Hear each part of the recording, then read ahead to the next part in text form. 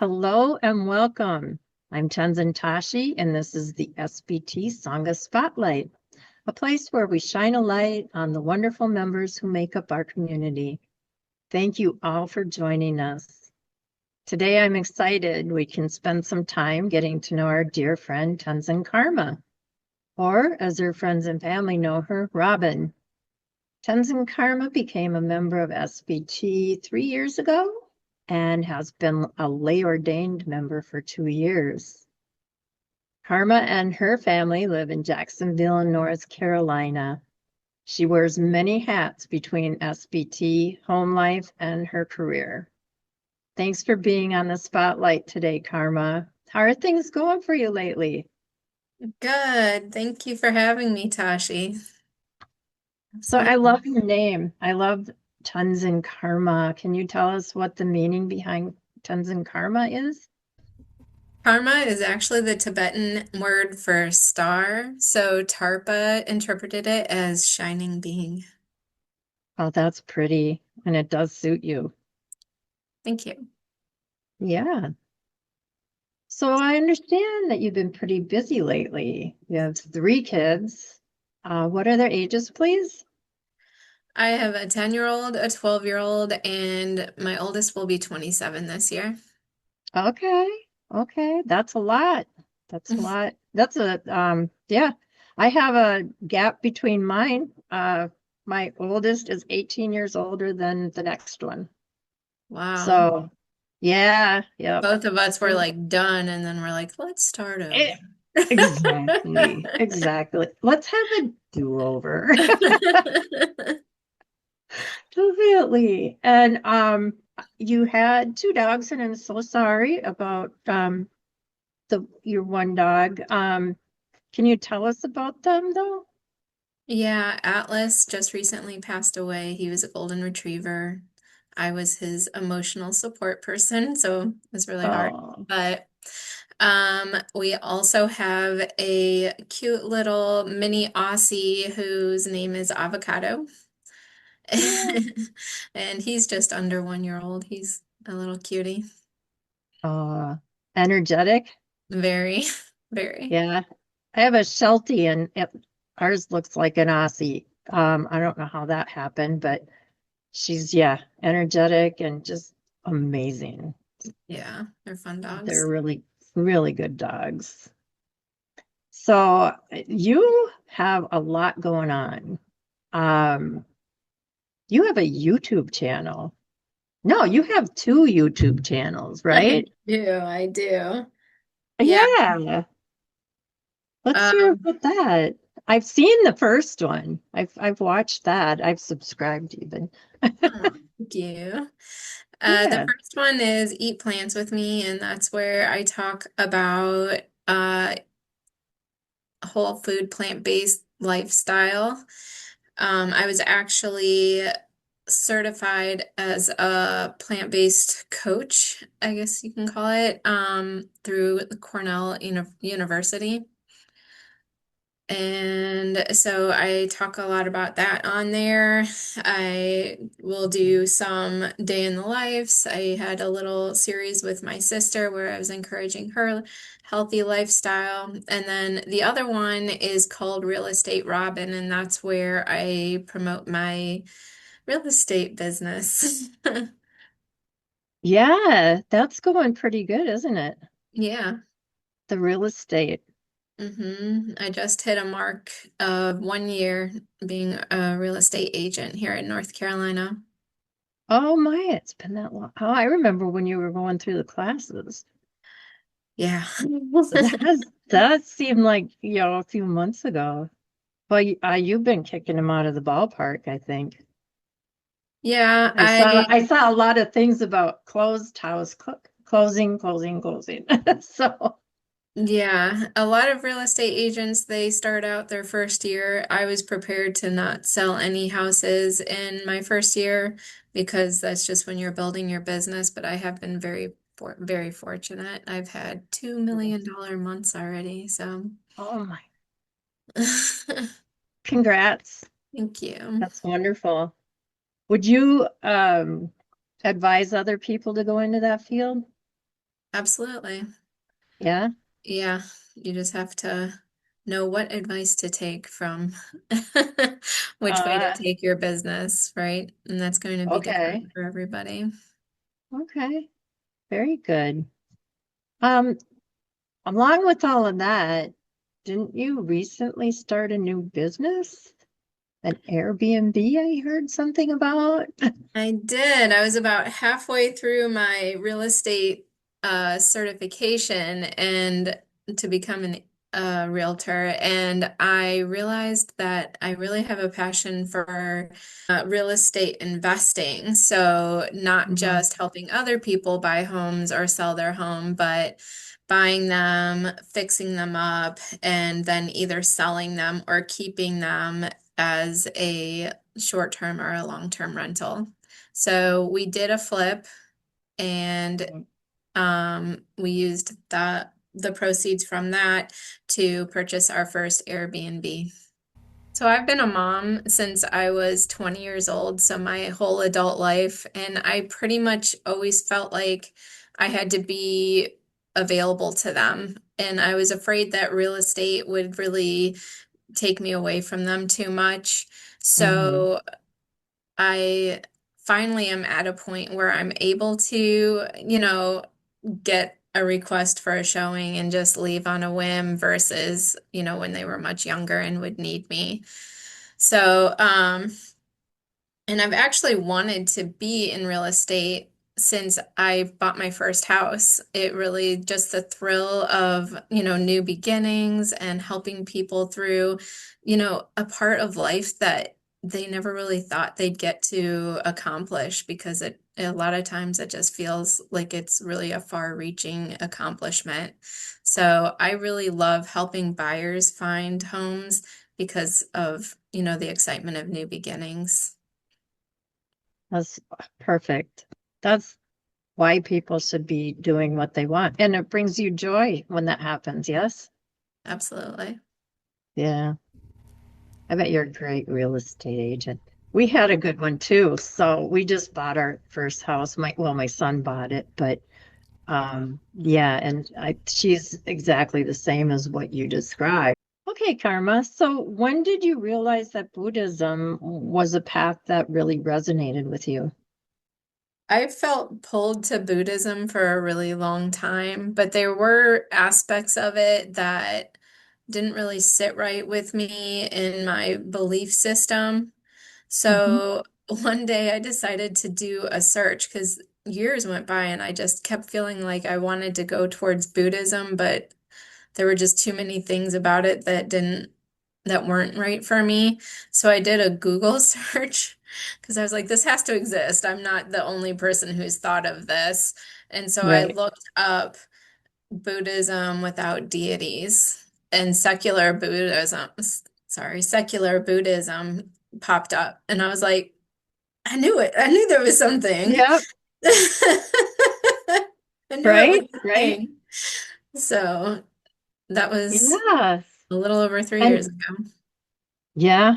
Yep. Was SBT the first one that popped up? No, I actually didn't really go into any of the links that pulled up. I just saw the term and then I went to Facebook because I was like, there's got to be a Facebook group for this. Mm. And Right. somebody somebody in one of the threads had recommended SBT. And so I Hmm. Googled SBT. Cool. That's good. Mhm. That's good. I did the same thing. Um, yeah. And I think many of us do. And luckily, we have this opportunity because of the technology. So, what is it that SBT has that prompted you to join? Honest answer, TARPA. I Yep. watched a lot of YouTube videos and a lot of other teachings, and so many of them were just so, I don't want to use the word boring, but they didn't hold my attention. And the way that Tarpa teaches, I love his teachings. They're engaging, and yeah, it was Tarpa all the way. Yeah, he's pretty good. Yeah, I agree. 100%. So now that you've been with SBT for a while, how has your practice benefited your life?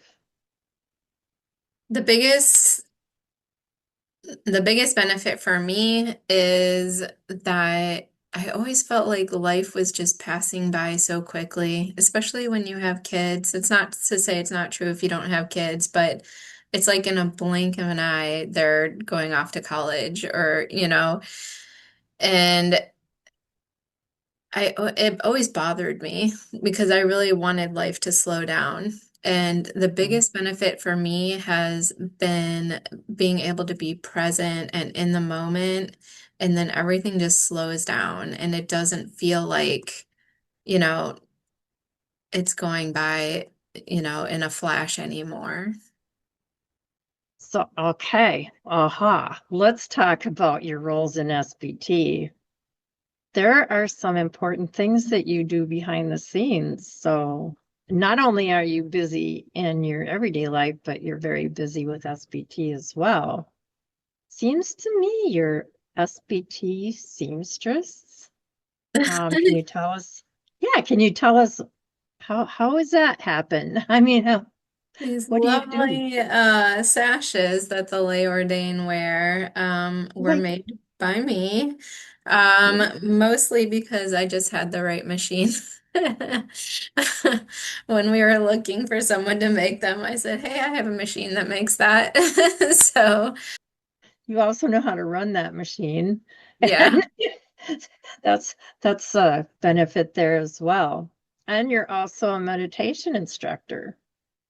So I lead meditation on Saturdays at 1800 UTC. Hmm. And very well, I might add.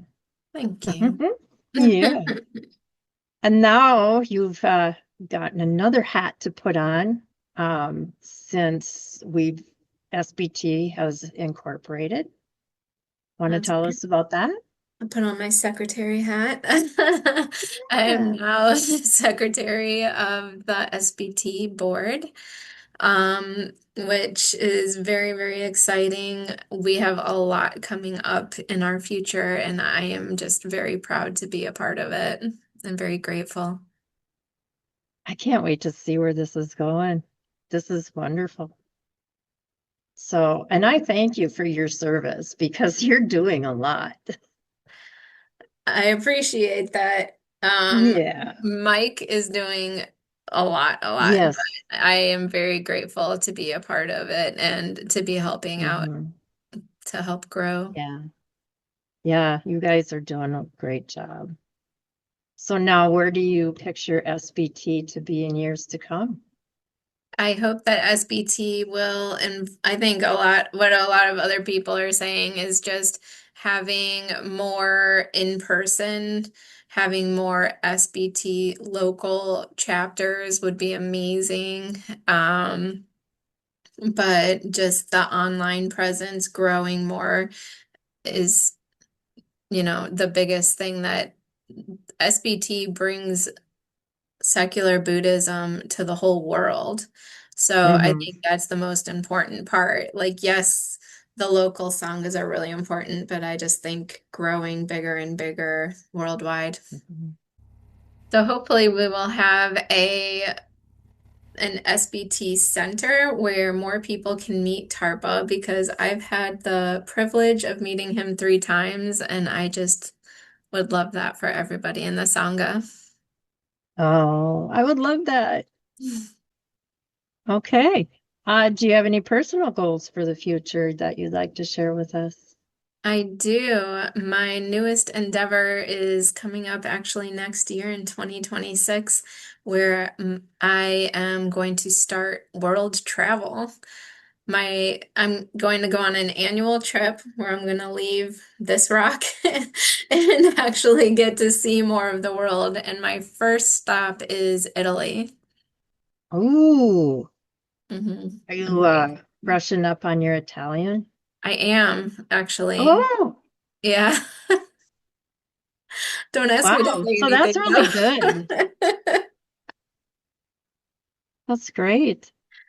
Yeah, I'm excited. Oh, that'll be fun. Yes, that'll be fun. Yeah, I've been to Mexico, I've been to Canada, but I've never left North America. Okay, now it's time for our lightning round. This is where we ask some direct, rapid fire questions to discover who you really are. Okay, and please brief answers because we're going to go fast. Are you ready? I'm ready. Okay. Number one, what's your favorite fun activity? Shark tooth hunting. Oh, okay. Your later we'll talk. Favorite food, Tofu. favorite type of music. Folk. Oh, folk music. Cool. Favorite way to relax. Walking, whether it's on the beach or hiking or taking my dog around the neighborhood. And that goes into the previous question I didn't ask. What's your favorite type of exercise? Running. Okay. And your favorite meditation position? Lotus. Ooh, okay. And your favorite meditation? Palm abiding. Favorite SBT affirmation or practice? I am the bird. I am the flower. I am that which needs no embellishments. Can you tell us a little bit more about that? Because I think you had something done with that quote. Yeah, that one really just always resonated with me. And it I actually approached Tarpa one day and said, Tarpa, do I have your permission to put one of your quotes as a tattoo? And he said, Of course, which one? So I do have that quote on tattooed on me. That's great. Hmm. I love it. Okay, a favorite quote. All you need is love. Oh, I like that. And what's the best piece of advice you've ever received? If you don't have anything nice to say, don't say anything at all. Very good. Okay, should we take some questions from our audience? Wangmo, Tenzin Wangmo, do you have a question? I do. Hi, Tenzin Karma. I was wondering how becoming a lay ordained member of SBT changed or influenced your practice or your daily life. It was more of a commitment to SBT and the Sangha, and it gave me a role to play in helping it flourish and spreading the word of our Sangha to the world. Yeah, Tenzin Sangpo has a question. Thank you. Hi, Tenzin Karma. The question I have is, how does your Buddhist practice help when life's challenges get thrown at you? Well, I'd say SBT has given me the skills and knowledge on how to handle things when they get a little harder, to be more in the moment and look to the future and not focus on what's happened in the past. And, you know, also just uh meditating and being more calm and not letting things bother me so much. Oh, Tenzin Padma has a question. Hi Tashi, hi Karma. I just wanted to ask, how difficult is it for a Sangha member to look at becoming, lay ordained, and how difficult it was for you personally? Well, the SBT curriculum really walks you through it, and with each section, you're able to decide how committed are you and do you want to move forward. So for me, it wasn't very difficult. I, um, a lot of the things on there I was already doing. Um, I did quit drinking. So that actually benefited me a lot. I wasn't a heavy drinker, but I did, stop even the light drinking that I was doing. There's also the moving towards a plant-based diet. I was already plant-based, so that was an easy one for me as well to move forward with. But a lot of the other ones were things I already did. So for me, it wasn't very difficult. Alrighty, Karma. Do you have any ending thoughts or words of wisdom that you'd like to share with us? Well, I live my life with the, you know, the golden rule, do unto others as you would want done unto you. So I just encourage other people to see things from the other person's perspective, and, there's not going to be as much conflict in your life. Okay, well, with that, I'd like to thank Tenzin Karma for being here and sharing your journey with us. And remember that SBT offers daily online meditations and weekly online teachings to help deepen your practice and your connection with your community. And be sure to catch next month's Sangha Spotlight episode, where we'll be shining a light on another inspiring Sangha member. You won't want to miss it.